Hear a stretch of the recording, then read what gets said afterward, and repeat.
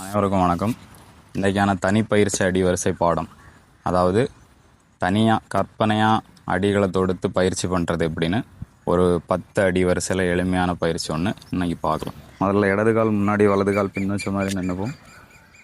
ஒரு 10 அடியில் ஒரு எளிமையான பாடத்தை பார்க்கலாம். முதல்ல தலைப்பகுதிக்கு 2 செவி அடி வலப்பக்கம், இடப்பக்கம், கணுக்கால் அடி வலதுக்கு பக்கம், இடது பக்கம், நாடி அடி இடது பக்கம், ஒரு தலை வெட்டு, அதோட விரலை போட்டு ஒரு இடுப்பு பகுதி அப்படியே திரும்பி அடுத்த அப்படியே உள் சுத்து போட்டு ஆரம்பித்த நிலைக்கு வந்து நிற்கணும். இது ஒரு எளிமையான 10 அடி வரிசையில் வர்ற பாடம் தான். இதை பயிற்சி பண்ணுங்கள். இதுக்கு அடுத்த பதிவில் அடுத்த அடி வரிசை பற்றி பார்க்கலாம். நன்றி.